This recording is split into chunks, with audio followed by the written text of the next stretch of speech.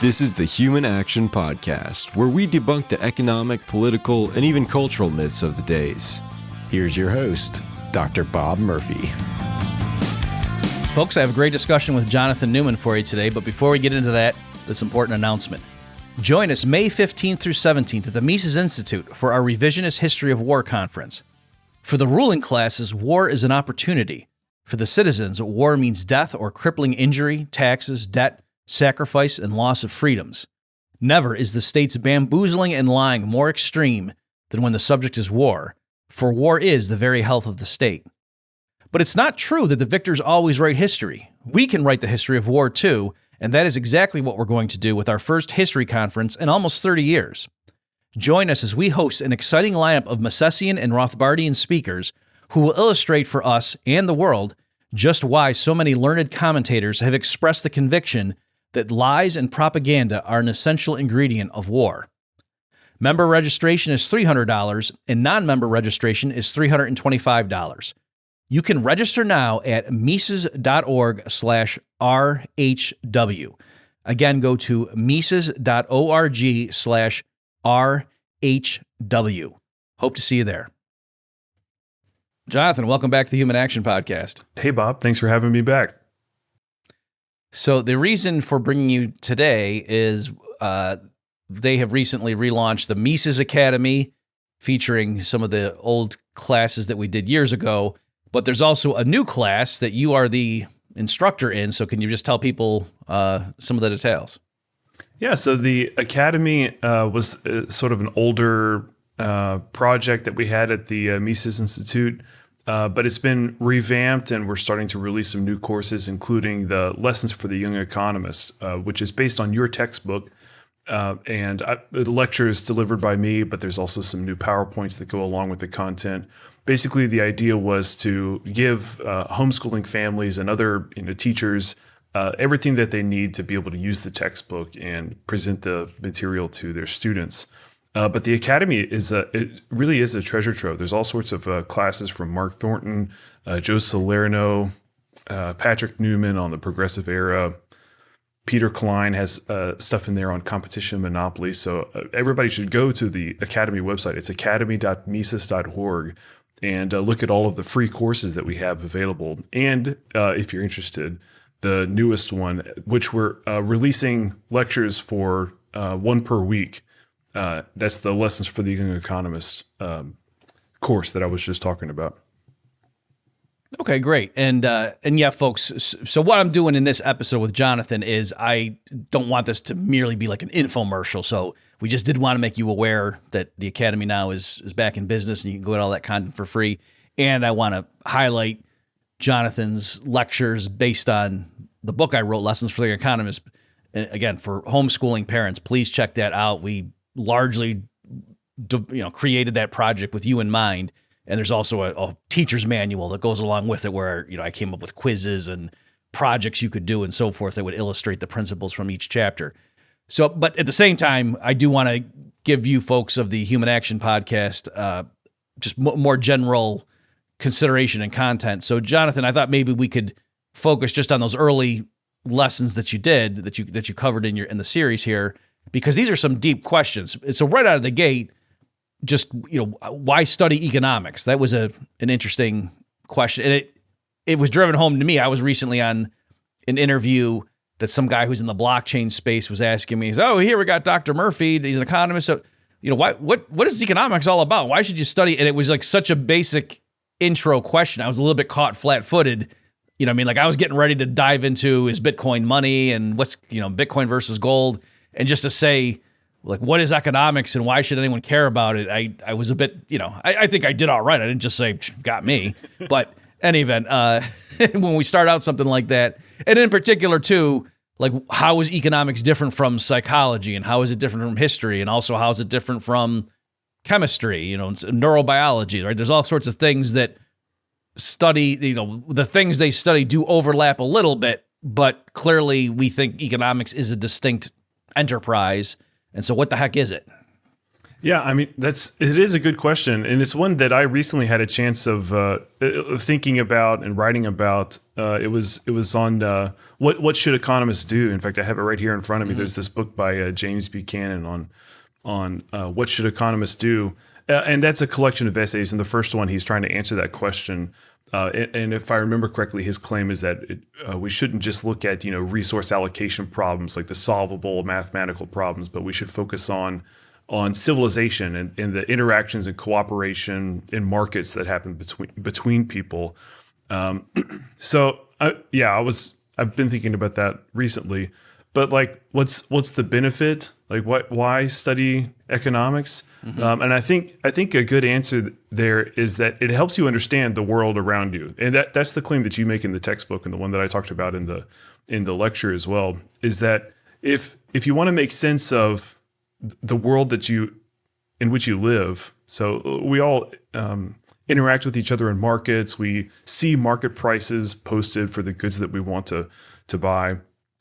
And one way to approach that is just to remain in a state of ignorance. It's like, I don't need to learn more about what market prices are. Why do I specialize in one particular task, one particular job, and other people specialize in other jobs, and then we trade with one another? So I'm just not even going to think about that, right? So, I mean, that's one option, is just to remain in a state of ignorance. But then you're going to be at a loss to explain why certain things happen. Like, why did the price of this good that I want to purchase increase? Or maybe even on a personal economy sort of level, decisions about saving and investment and planning for the future might be more difficult as well if you don't take the time to study economics. But also, it's just, I'm one of those weird sorts of people. I just like to learn for the sake of learning. So like sometimes I'll just pick up a subject or a topic and learn it for the sake of learning, just because it's fun. And I like learning like what's true about the universe. And of course, economics provides just a ton of tools, a ton of concepts, and really the whole framework of like cause and effect that helps you understand the world around you, where you see something happen and you think, oh yeah, there's a great economic explanation for that. And so, I mean, really all of that is why I think economics is worth studying. Well, great. Yeah. Just to give my 2 cents on that as well, that it's even there, why do we say my 2 cents? It has to do with money, right? That it's, you're right. I just think I found it fascinating when I was in, I guess, junior high, and then especially in high school is when I really got into reading economists. And then once I found the Austrian school, I realized this is the particular flavor that I like the best, and kept diving deeper. But yeah, it was just the same way I could imagine somebody might learn about how a pond works or something. And just, the more you start, and the one kind of fish that eats the smaller fish, for example, that they couldn't, if they ate them all, then the predators would die as well. So there's kind of like an inbuilt balance where, if one of the size of the population gets too big, then, they don't reproduce as much. And there's sort of this inbuilt equilibrating mechanism, and you learn stuff from physics, and, it's a good thing that ice, floats, because otherwise, every winter the ice would just sink to the bottom, and after a while the pond would just be solid ice, and that wouldn't work. So things like that, and just the more you know about it, it's interesting, and there's a lot packed in where somebody else who didn't study that might just walk by and say, oh yeah, there's the pond, no big deal, and keep going. And so likewise, yeah, just you're in a grocery store, and how did all this stuff get here? And how did they know what we would want? And then why are the cashiers all waiting, ready for us to come up and pay for our stuff? Like, how come their schedule coordinates with ours? And there's lots of things going on that we just take for granted. And the study of economics unlocks those things as well. So that's one thing. So my point is I think you're getting to, it's an easy answer would be something like, oh yeah, because if you want to invest in a company, you got to be able to evaluate the fundament. And that's not really, knowing the general body of economic theory would help you with that particular task. Or to say, what's Trump's tariffs going to do? Yeah, obviously you would need to study economics to have some idea, but it's a lot more fundamental than that. Just understanding, or another example, having a basic understanding of how your immune system works. Like, that's just kind of intrinsically interesting. And yeah, at some point you'd say, yeah, because if people get sick, we need to know how it works in order to help them, and blah, blah, blah. But even beyond the practical applications, it's just a fascinating topic. Yeah, another point that I remember making in the lecture, and I can't remember if I quoted Ryan McMakin explicitly, but it was definitely inspired by his quote. He has this quote that says, "We study economics to learn how the government is ripping us off." So another, great reason to study economics is it allows you to be more informed when you're reading the news or when you're seeing some politician promise something on the campaign trail, or you see the particular the official reasons why a certain government program is being enacted or something like that. The tools of economics help you really understand like what are going to be the consequences of this program. How is it different from what the politician is promising? What does it actually cost? What are the the true consequences? So, but even beyond just criticizing the government or being able to criticize the government, economics also helps you make sense of other events that happen. I'm thinking about the broken window fallacy. So a lot of people will make this incorrect conclusion that a hurricane or some natural disaster is good for the local economy because it stimulates all this economic activity.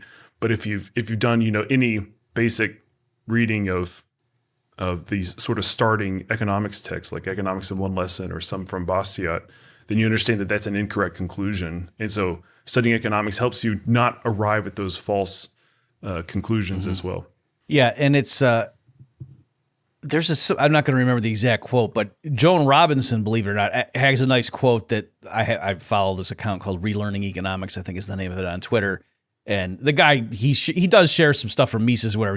I know the guy. He asked me, once to give him some fodder, but he shares a lot of stuff from people that Austrians would not like, economists would not like. But I did like this one from Joan Robinson. She said something like, it's important to study economics so that the professional economist can't pull the wool over your eyes, or something like that, or the professional economist can't get away with their scam, or something along those lines, that you need to know it enough to be able to say, that's not, what it actually says.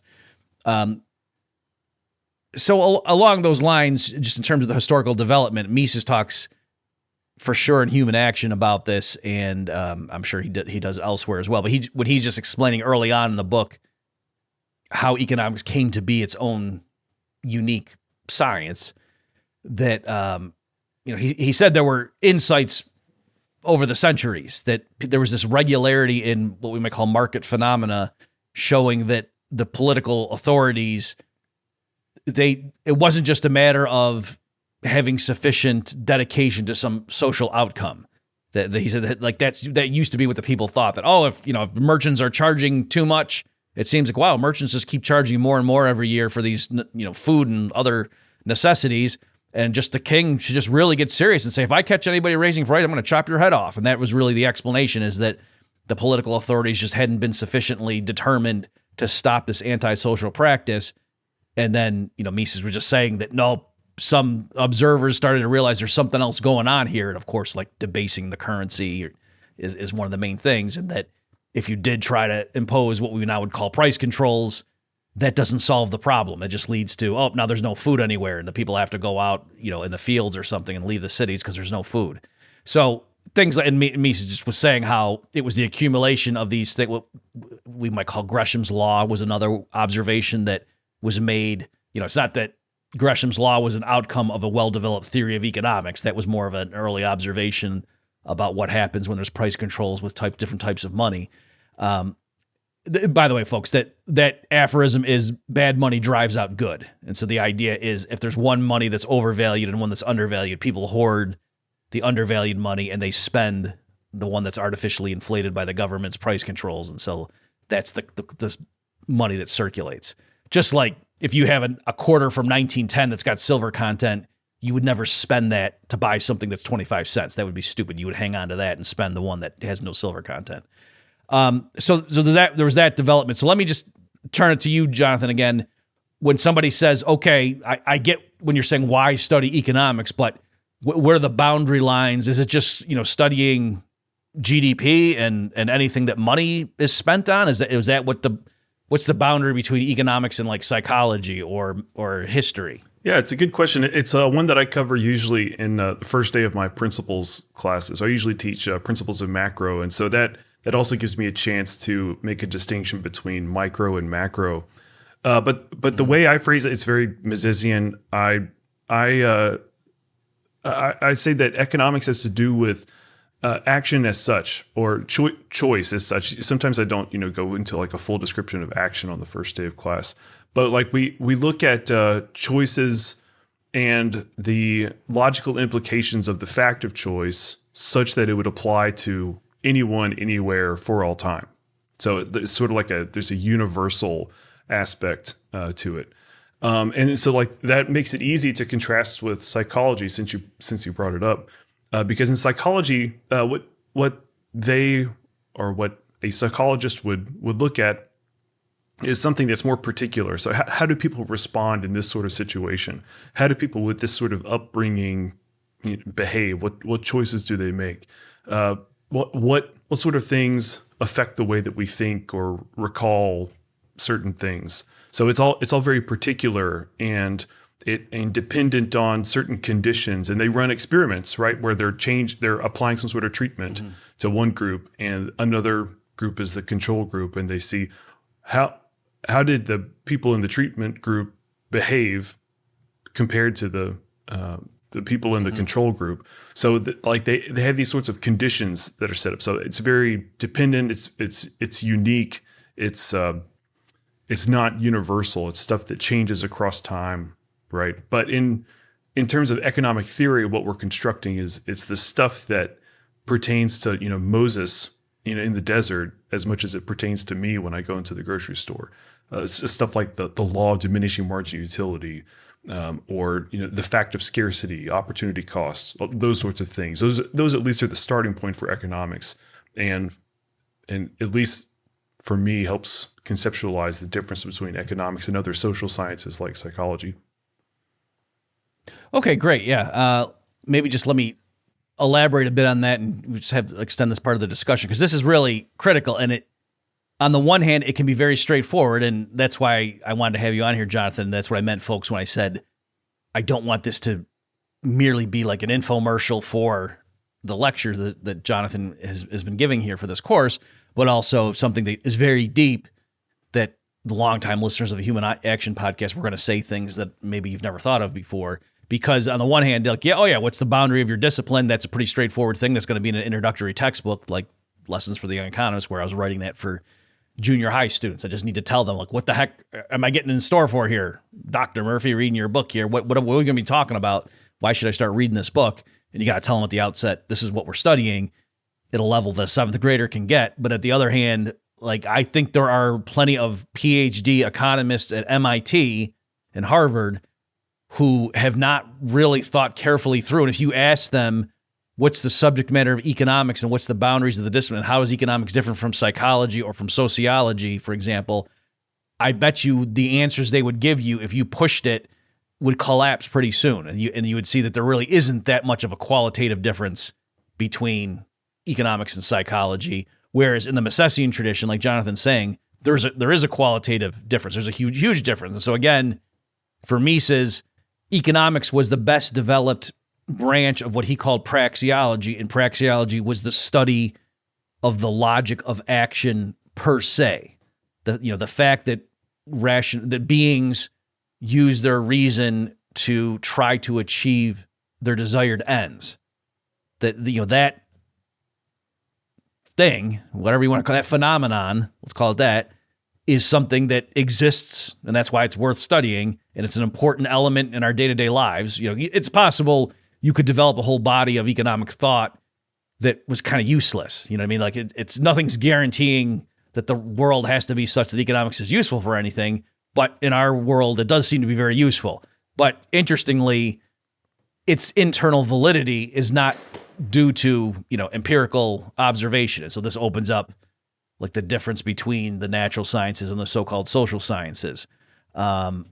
So maybe just to push that a little bit, are you okay with saying it this way, Jonathan, that the laws of the true body of economic law in a Misesian sense, that is necessarily true? It's just like you can do a geometric proof of like, in Euclidean geometry, like the Pythagorean theorem, that you can prove it. It's necessarily true.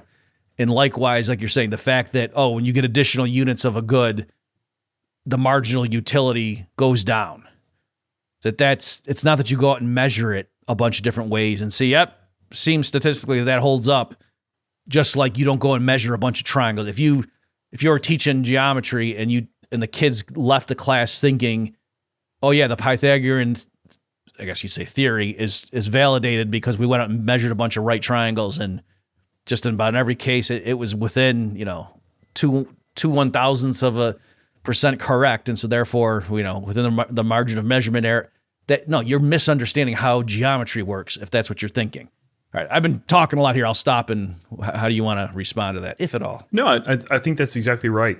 It's a very good analogy to say that the way that certain laws of geometry, like the Pythagorean theorem, are derived, is similar to the way in the Misesian praxeological system or framework or way of going about things. That's how we derive economic laws. Is that it's based on a logical deduction from premises that we know to be true, or premises that, if we're going to apply that law, must be present in the situation in which we're looking at it. So for example, if we couldn't apply the laws of supply and demand to Crusoe, right? Because Crusoe doesn't exist in a market. He doesn't have money. He doesn't have.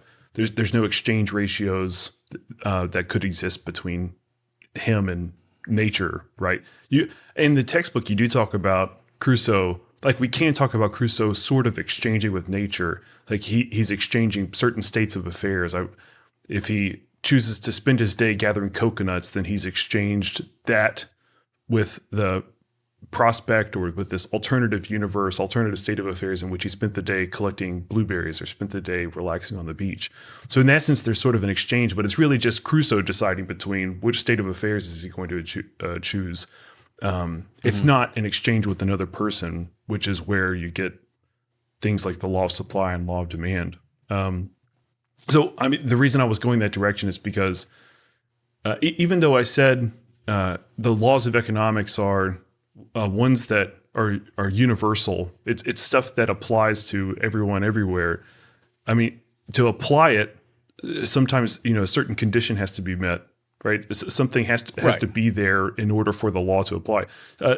I'm trying to think of an analogy to the natural sciences. You could. You could just like with geometry. There's an example. Like if you had a square, yeah, exactly. You wouldn't say, so does the Pythagorean theorem false? You say, well, no, it doesn't adhere to a square. Doesn't adhere to the premises of right. This proof that concerned a right triangle.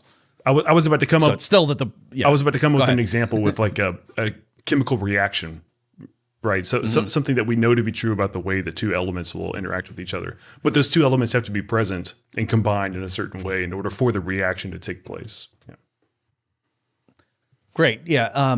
And so just to push that for just to be clear that when we say things like, these laws apply everywhere, assuming that their assumptions are satisfied, just again with like a theorem in mathematics, it's the theorem is assuming it's a correct proof is true. It doesn't mean that it applies to every single number or something or relationship because maybe that the premises weren't satisfied. And Mises explicitly says stuff like this repeatedly when he's writing on methodological issues, to say things like the example he would give a lot, Jonathan, is to say, all the theorems of money are necessarily true throughout history and for all peoples, but only if there really is a universally accepted medium of exchange, right? So if you saw some people that were, on a desert island or something and they hadn't yet developed a commonly accepted medium of exchange, then it's not that would falsify the economic laws pertaining to money, but it just means it wouldn't apply in that situation, right? So that's the way he handles that.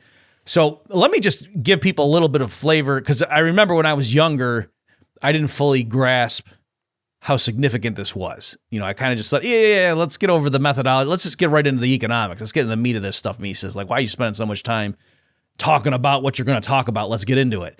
And now I do much more appreciate why he spent so much time on these seemingly philosophical matters. I think, from his point of view, it'd be like, if you're going to build a house, you got to make sure the foundation is solid. It's not like, oh yeah, let's just get right into it and get to the, the bedrooms on the second floor and get to the fun stuff. Like that'd be kind of a foolish way to go ahead and build a structure. So just this idea of deducing from the fact that there's choice. And that's why, Jonathan, my book Choice, that we settled on that title because we don't want to say action again because that would have been too similar to Mises.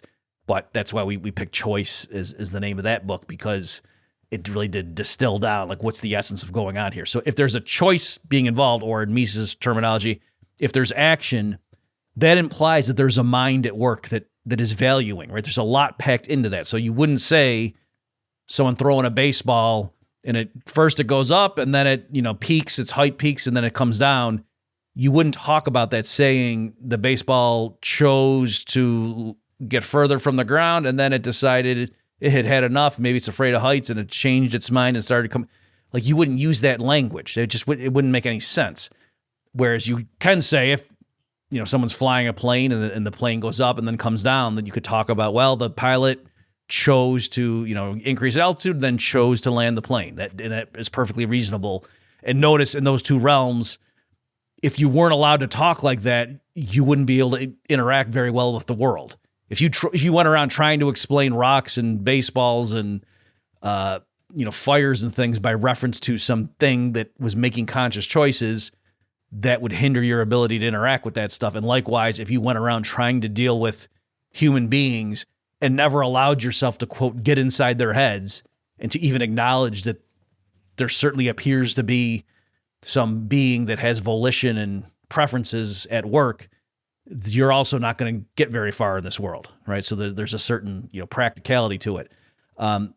So once you commit yourself to that decision, a lot of things flow from it. So just the fact that people choose means, they have different ends, and those ends are ordinal, right? Like, just to choose, it's one or the other. So that's what would be called an ordinal ranking.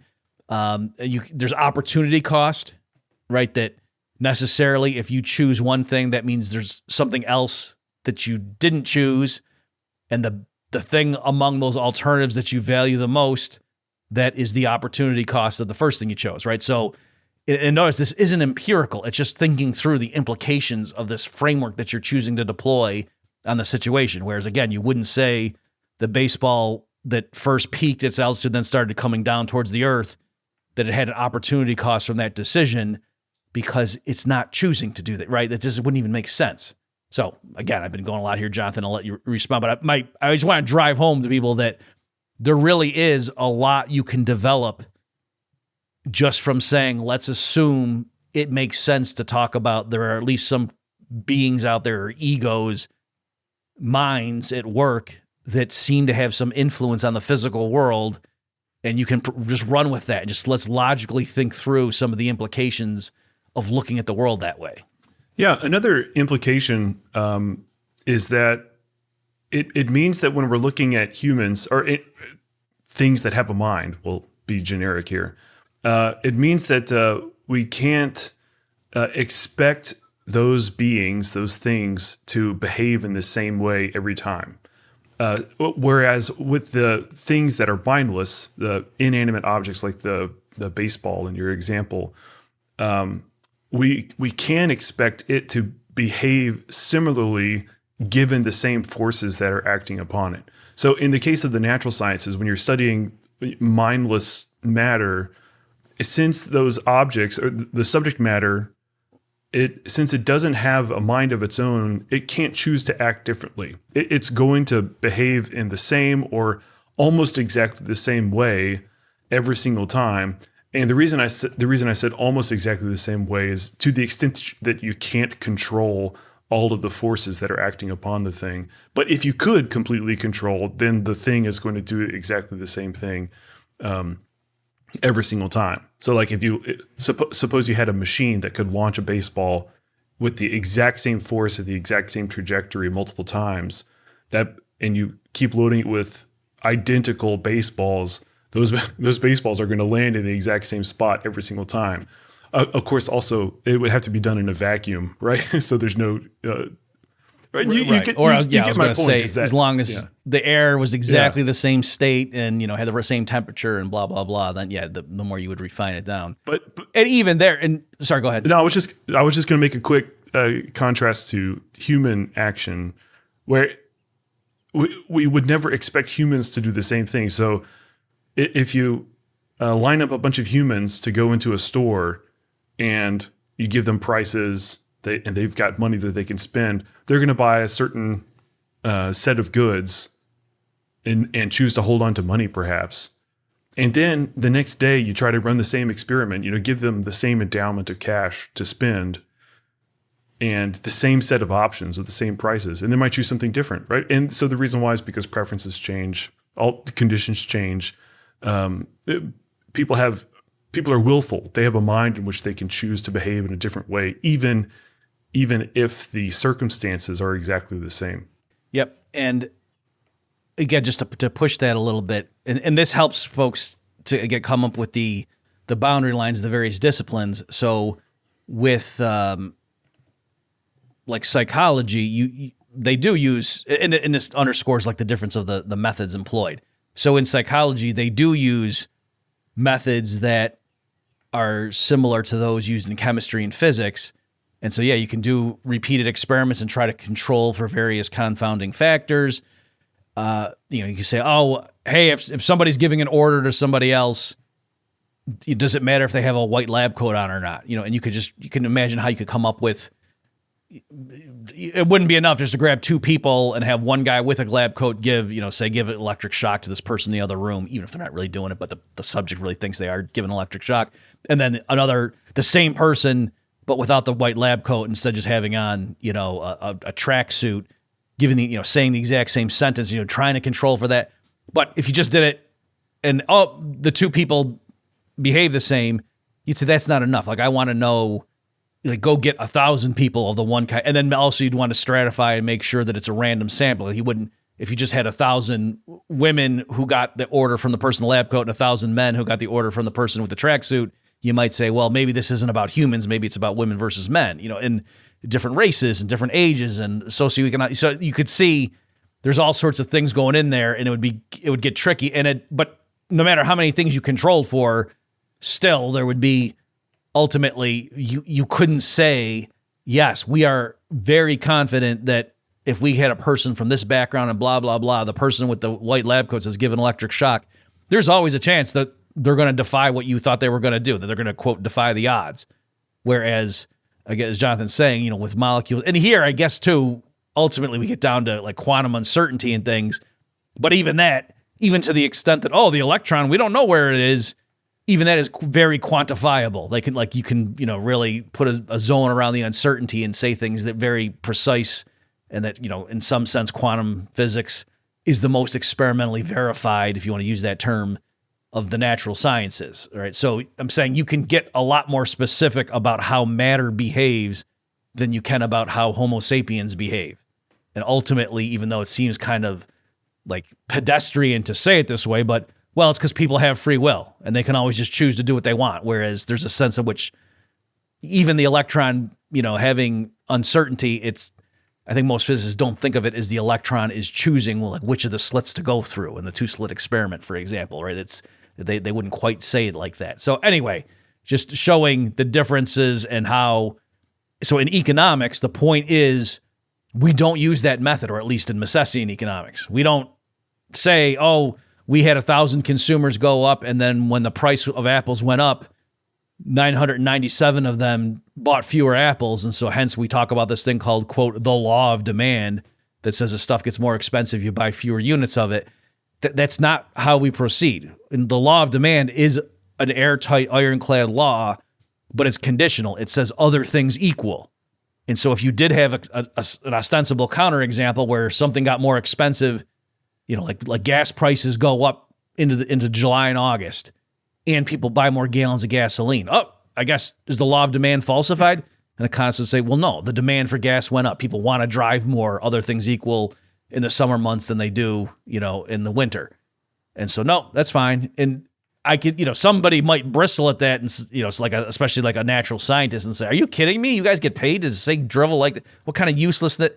But economists say, no, actually building up these, quote, unfalsifiable or non-falsifiable laws of supply and demand is a very useful framework for understanding the world, even though there is a sense in which it's a tautology.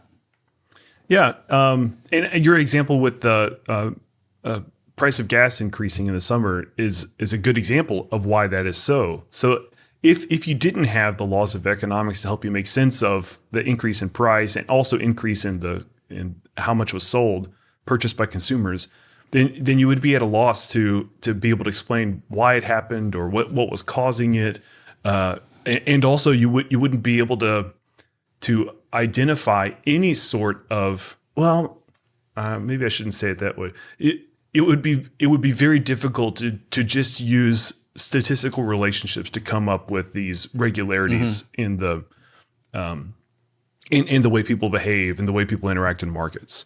So like even if you did just try to rely on data collection and regression analysis to come up with something that's like the law of demand, something that not explains, but predicts the negative relationship between price and quantity demanded, then you're always open to falsification. You're always it's very conditional. It's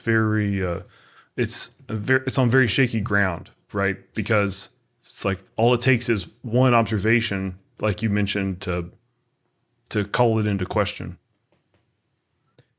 Right, and maybe just to be less dogmatic about it, I could see someone having what they might call like a reasonable middle ground, because I also want to stress it wasn't that Austrian economists or even Mises himself in particular were against numbers or looking at data or even statistics.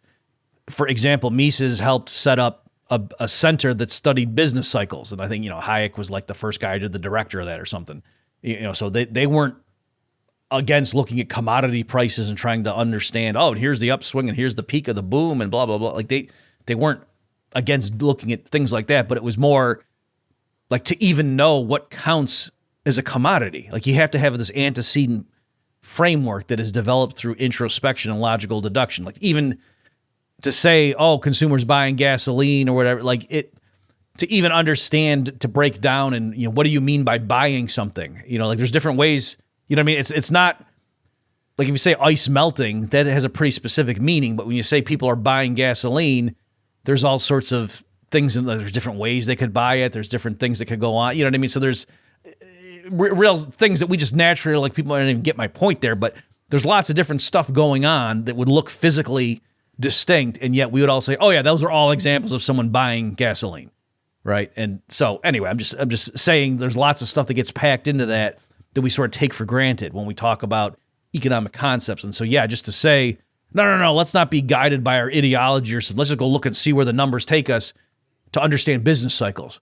Well, okay, should we study, the charge on an electron and see what influence that may have had? There's all sorts of things. There's famous things called, sunspot theories of business cycles that William Stanley Jevons and others, and back when the economy was more agricultural, there could have been some plausible connection there to see, is it possible that sunspot cycle activity has something to do with economic fluctuations, right? So there's all sorts of things in data sets you might run regressions on to come up with, I don't know if you've seen this, Jonathan, but now on social media, when RFK came out about the autism stuff and people were posting all sorts of ostensibly accurate charts of like other things like sales of Hershey bars or whatever that tracked the diagnosed cases of autism and just to, again, they were kind of not necessarily making fun of RFK, but just in general, this idea of you got to be careful when you're trying to identify causes. And there, it's on a purely empirical ground.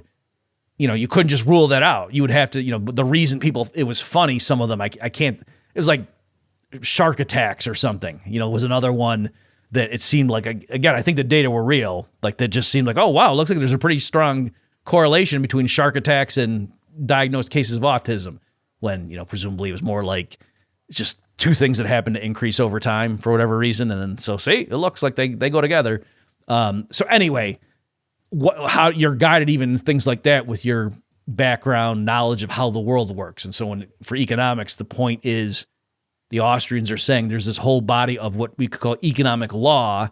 And then, like an example I give, Jonathan, is if somebody says, how come unemployment went up in 2009 using just pure economic law, I could say, well, they hiked the minimum wage. That I think it was something that was signed under George W. Bush and that got phased in, when Obama was in office. And there was the whole Austrian business cycle theory stuff. But empirically to say, do I think the bad U.S. economy in 2009 and 10 was because of a minimum wage hike or because of what the Fed had done? I think it was more the Fed, but that's not something that pure theory could tell you, right? So the idea, and last thing I'll say on this is, just like the Pythagorean theorem and all the results in Euclidean geometry, those are all true apodictically, to use a fancy verb or adverb that people throw around in this realm. But if you're going to go build a bridge, there's a lot of other things involved, including the fact that apparently the physical universe is not quite Euclidean, right? In terms of Einstein's general relativity theory, it looks like space-time does not quite conform to the axioms of Euclidean geometry, but apparently for human projects and low speeds and blah, blah, blah, it's close enough that Euclidean geometry is remarkably useful, right, in building bridges and stuff. So anyway, I threw a lot at you there, Jonathan. Any thoughts? Yeah, there was a website called Spurious Correlations. I don't know if you've seen that, where they were looking at all the different things. I pulled out one for a lecture that I gave a while ago. I can't remember what the topic was. It might have been on business cycles, just explaining how you can't just look at the data and see what's varying. I think the one that I pulled, it showed like this very tight correlation between the number of people who drown in swimming pools and the number of movies that Nicolas Cage starred in each year. So apparently there's a really tight correlation. The more movies that Nicolas Cage was in, the more people drowned in swimming pools. There's another example. I could see that, though, because he's such a, larger-than-life character. He might lead people to live more recklessly, thinking they are as impervious to bad things as Nicolas Cage when we're not Nicolas Cage. So. Yeah. Another example that I remember, I think it was one of the first times I came to Mises University, and Tom Woods was giving a lecture, and he was talking about how to do any sort of historical research, you have to have some prior assumptions. You have to have some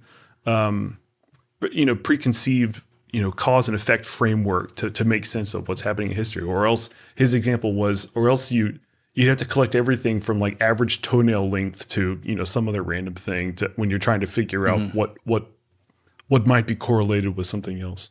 Anyway, that's what I was thinking about. I was thinking about toenails and Nicolas Cage and people drowning. Well, I'm glad that my remarks brought that to mind. Okay, well, maybe here, this last segment, as we're getting ready to wrap this episode, I'll just pull up. We've got this table that I'm taking from, I think this was lecture 2, in your academy course here, Jonathan, just outlining some of the difference between the natural and the social sciences, and then using as the particular exemplars physics and economics respectively. So I don't know, do you want to just go ahead and just comment on some of those, the different point counterpoint?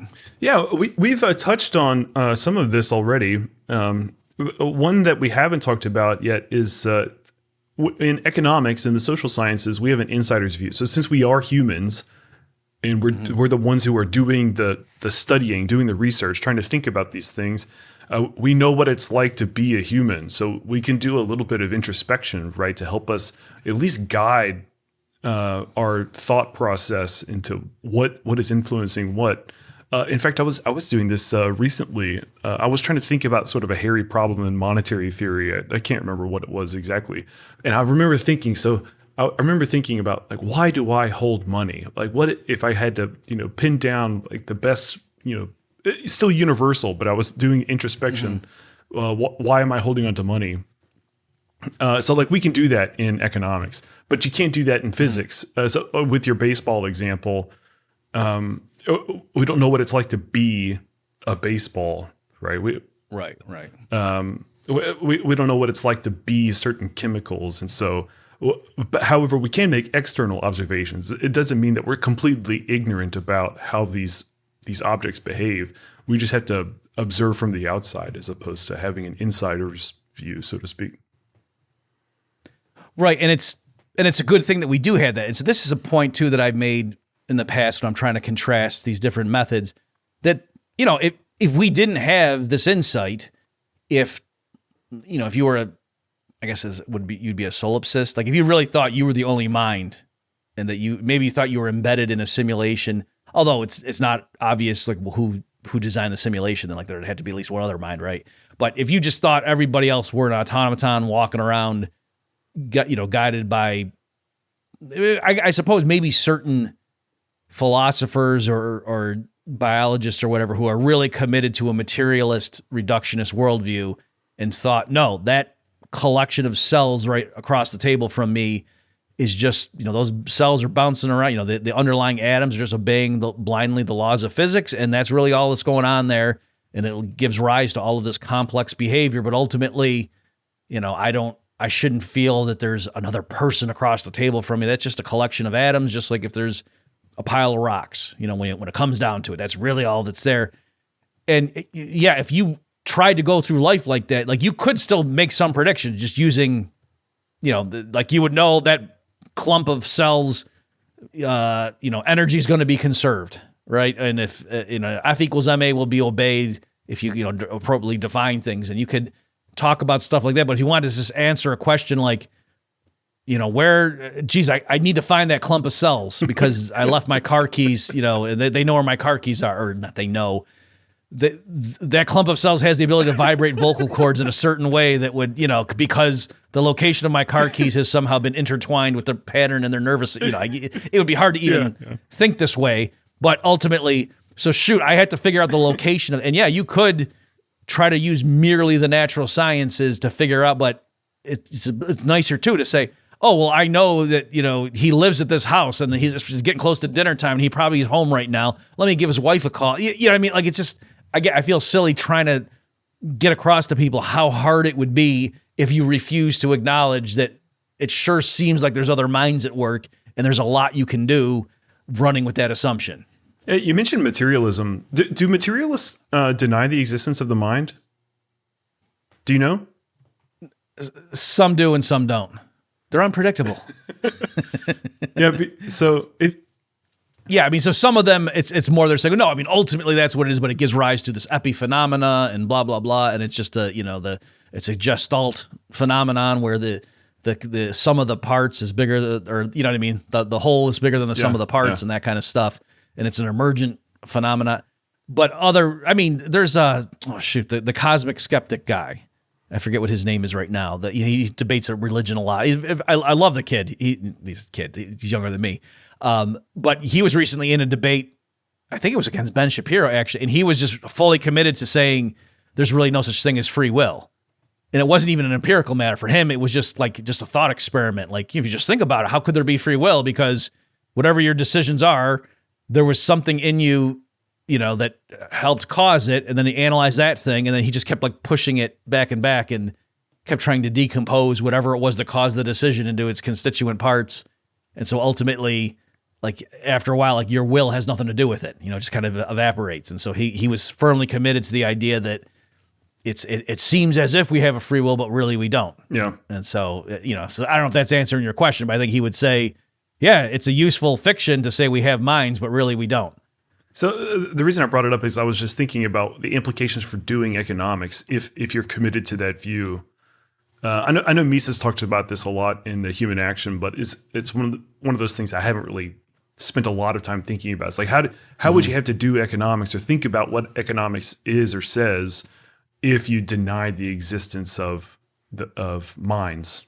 So I'm not talking about solipsism. I'm just talking about if there is no such thing as the mind, can you do economics if you're just thinking about people as brains with neurons firing?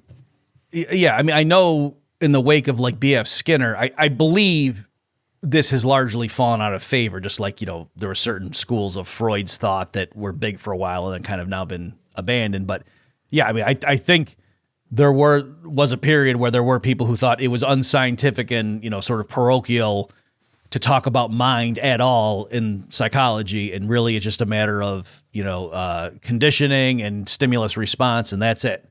And that's really what you got to do. And to have this black box of, and the people thought about it and they desired and they chose that was all just superstitious gobbledygook, kind of like, medieval philosopher or theologians talking about stuff that, later science would abandon. But that's fallen out of favor now. I think there's a resurgence with cognitive psychology and whatever, that they realize, no, we really can't get around the idea that mind is a thing. And it's not the same thing as the brain. Like maybe the brain and nervous system are like the hardware and the software is the mind. I think sometimes they use that analogy, but anyway, so that's my understanding of where these fields are. But yes, in principle, you could imagine someone trying to do economics without assuming people act, that they just behave or react, if you want to, try to be cute with it. Yeah, it would be tough. I don't think you'd get very far. And I think you would keep letting, the rabbit in the back door, to mix metaphors. Yeah, I was just double checking. On the first page of Human Action, Mises is addressing he uses some Freudian language. I didn't see if he actually references Freud specifically, but he's talking about the ego, that sort of thing, because he's trying to, at the very outset, pin down what exactly we're looking at when we're doing economics. And of course, his answer is people with minds choosing to try to attain certain ends with the use of scarce means. Incidentally, folks, this might surprise you, Mises was very friendly toward Freud. Yep. I don't mean like they knew each other socially, but I mean Mises was sympathetic in his work.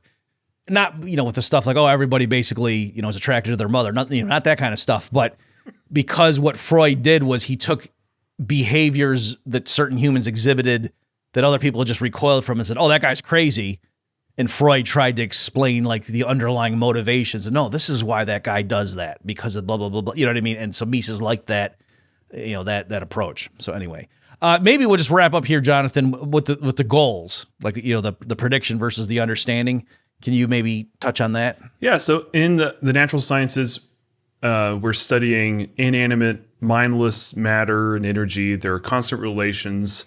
We can only make external observations. And the method that we'll choose as a result of that, really the only method that's open to us is empiricism, since we have to make those external observations.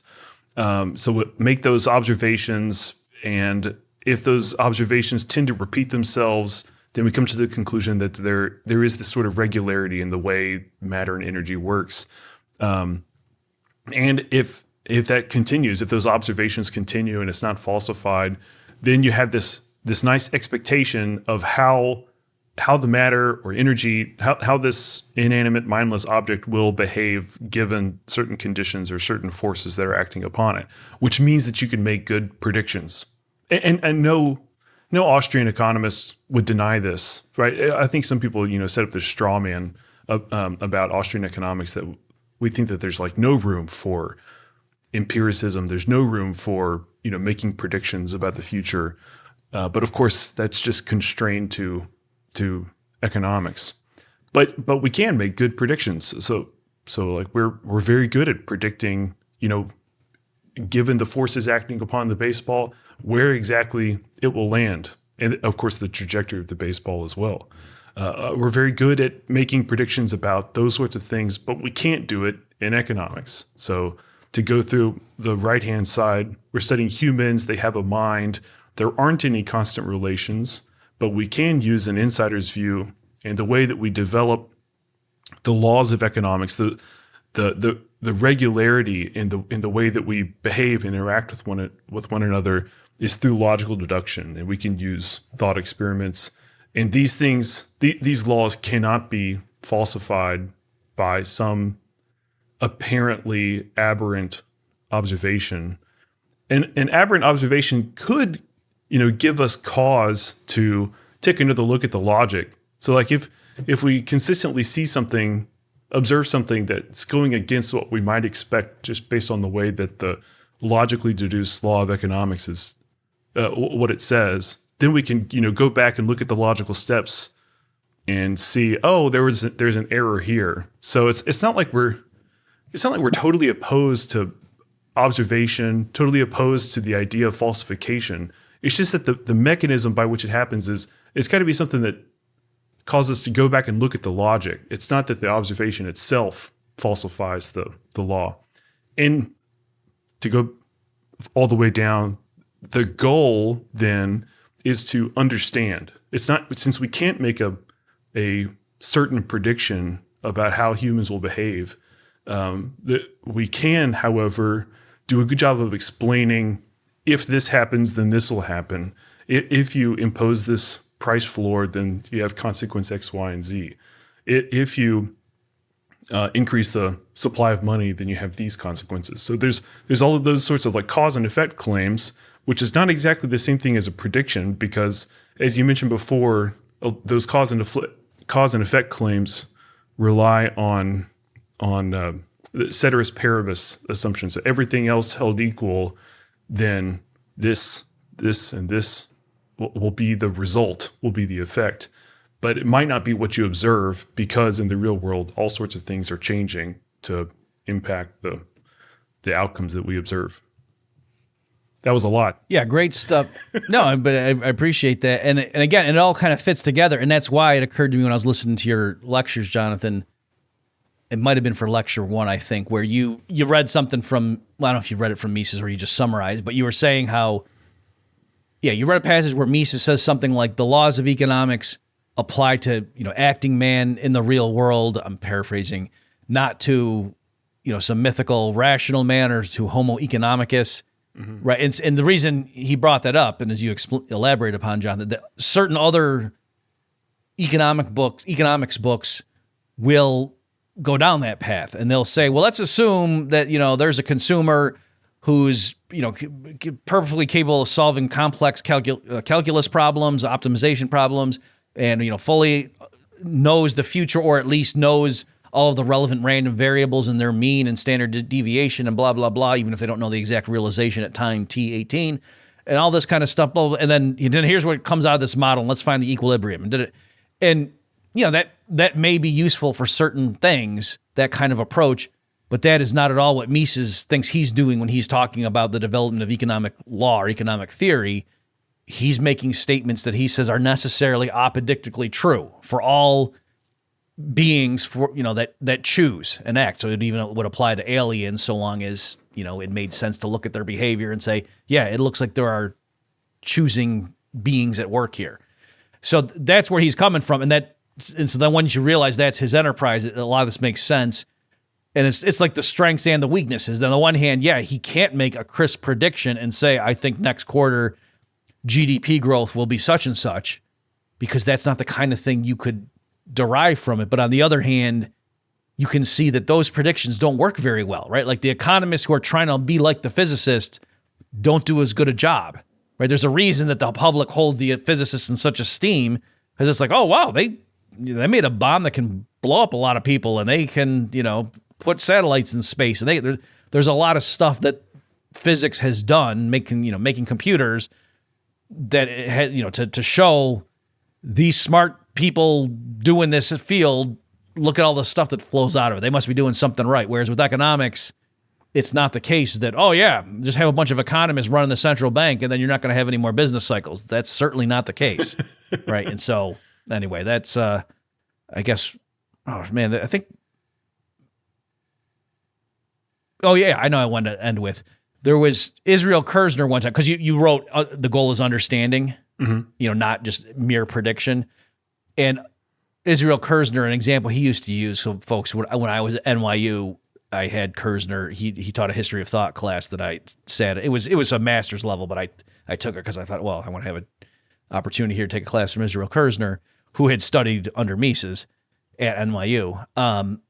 And the example he used, like to show this distinction, was he said, imagine you're like at Penn Station and you see all these people coming and going. He said, now one approach might be to try to predict and just say, how many bodies are going to go through like this tunnel, between this time and this time or whatever. And you could try to come up with rules and you might get some statistical regularities and things like that. But he said, but if you didn't first just look around and say, what is going on here, to try to understand the situation. If you said, oh, this is a train station, there are people who are traveling and they have destinations that they're trying to reach, and that, you know what I mean? Like, as simple as that is, but that understanding would allow you to qualitatively predict things, right? So you would know, if it's getting close to the time when a train's going to leave, these bodies are going to start, moving a lot more rapidly than normally is, things like that. And then too, your framework would be much more robust in case of a new information, where like if all of a sudden there was a fire in one of the tracks, and so those lines got shut down, somebody who had merely been studying historical correlations, you would be in trouble at that point. All of your past correlations would blow up in your face. Whereas somebody who knew, quote, had common sense and understood, oh no, these are people trying to get home from work. Oh, well, those lines are, what are they going to do? Oh, so that's why there's all these people now outside hailing cabs. Why are they doing that? Because they're trying to get home. You know what I mean? Like, as dumb as that may sound to people, that that's the point. And so it's annoying then when the people trying to ape the physicists come along and say, oh, no, we don't need to resort to those sorts of armchair theorizing and blah, blah, blah. You know what I mean? So anyway, that was the example he used to show this difference in approach, and I always thought that was a good way of viewing it. Yeah, it is. And just to bring it back to econ and out of the train station, the knowledge of economic theory, when we're trying to analyze a historical business cycle, it allows us to know what to look for. So like we know to look for changes in interest rates, changes in purchasing power of money, changes in capital goods prices, consumer goods industries, changes in employment, maybe even in different sectors. So it constrains. It gives us a limited set of things to look for when we're trying to explain what happened in this historical event with the use of economic theory. And without economic theory, as you mentioned, you would have to collect all of the data about everything that you possibly could, right? Because who knows? Maybe the average toenail length does have something to do with the business cycle. Without business cycle theory, without economic theory, you really don't even know what to look for. Exactly. Okay, well, that's a great place to wrap up. Jonathan, thanks so much for all the work you're doing on developing these lectures for the Lessons for the Young Economist course, and just coming here and telling us about it today. Well, thanks for writing a great textbook, and thanks for having me on the episode. I mean, assuming you're not just a clump of cells just vibrating. I'm so much more. Folks, so again, we'll put links in the show notes page here, but if you want to, you just can't wait, just go to Mises.org and you'll see right at the top, you look over to the right, there's a section for the Academy. Just click on that and you'll be off to the races. As always, folks, thanks for tuning in, and we'll see you next time. Check back next week for a new episode of the Human Action Podcast. In the meantime, you can find more content like this on Mises.org.